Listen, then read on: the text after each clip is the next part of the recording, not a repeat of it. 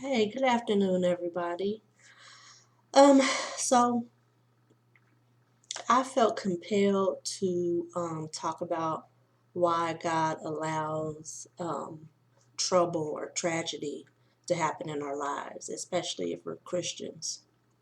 But first, I've done several videos and I just want to address why you should listen to me. I know that's probably been put in your head. Um, so I I was a Sunday school teacher for, well, a children's church teacher for many years. That's what I did when I went to church, was help teach. I was assisted teaching the Sunday school class for kids.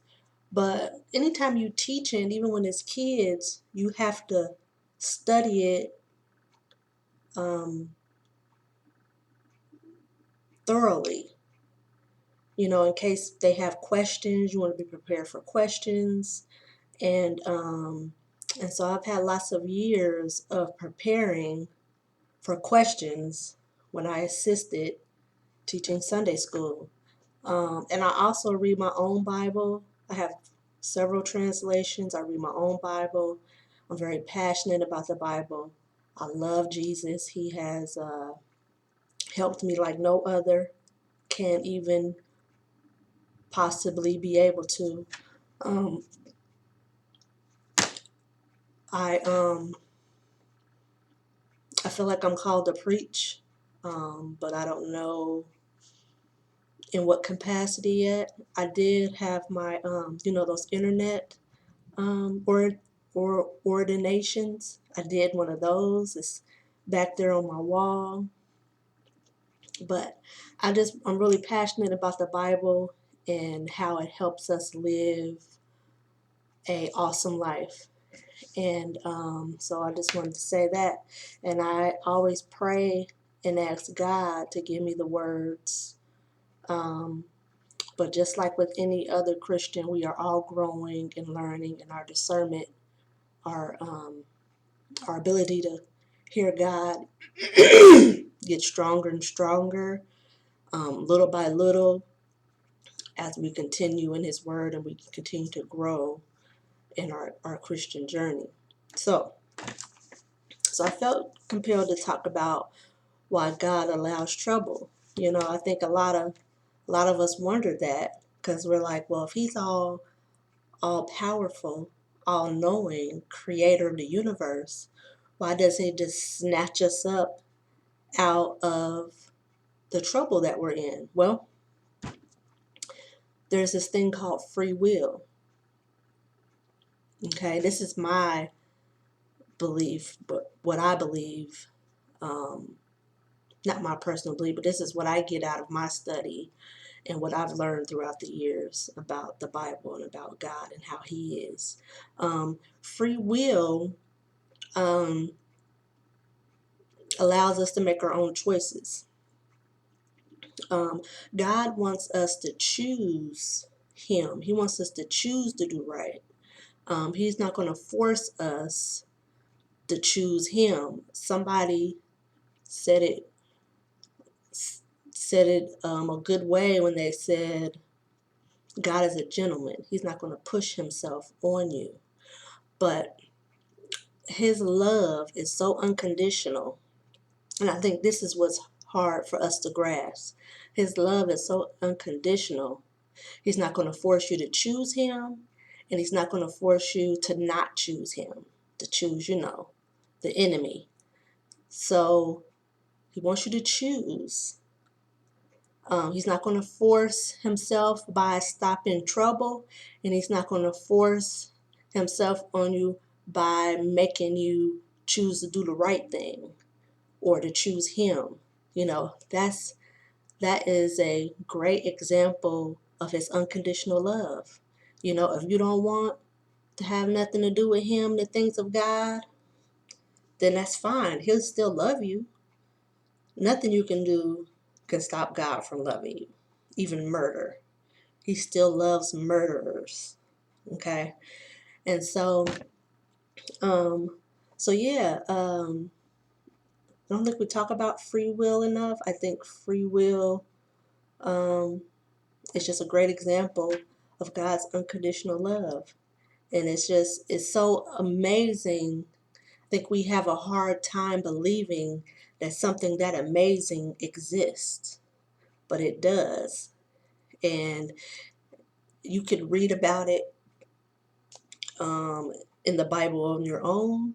You don't have to take my word for it, but um, you could. Um, but just read about it on your own. Find you a Bible with a translation that works for you, because there are so many different translations. I mean, there's translations I don't understand, but I have several that I do. And, pray and ask God about it. We can talk to God.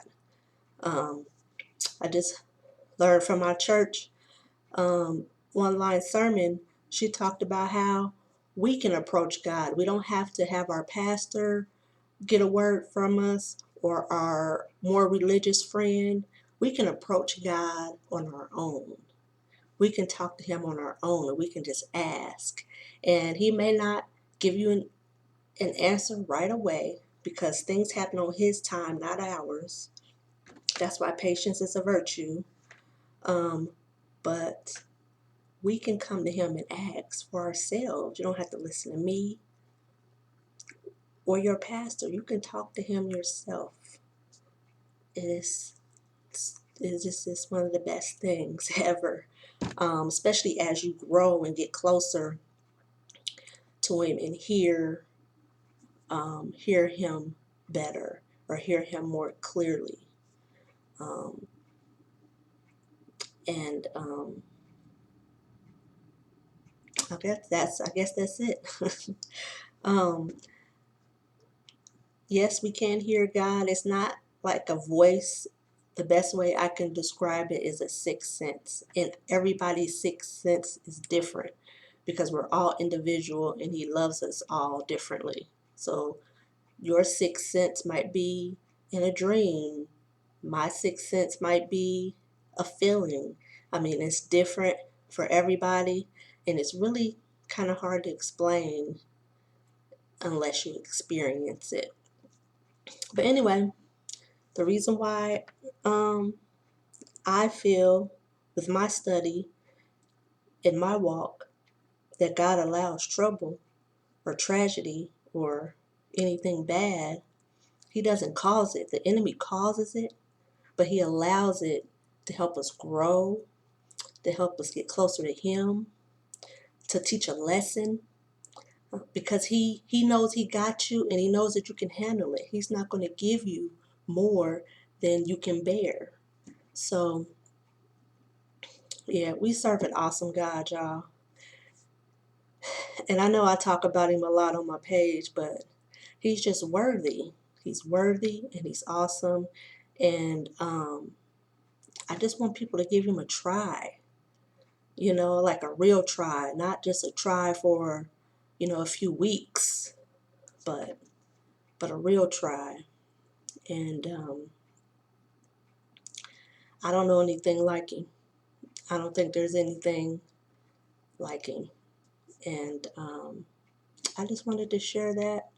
I hope this was a blessing to you. I hope it encourages you. And I'll just see y'all at the next video. Thanks for watching. Oh, and remember, this is why I say, remember that God is love. Well, love is God. I flip it. And I say love is God. And it's not just what he does. It's just who he is. Okay. Thanks for watching. Y'all have a great day.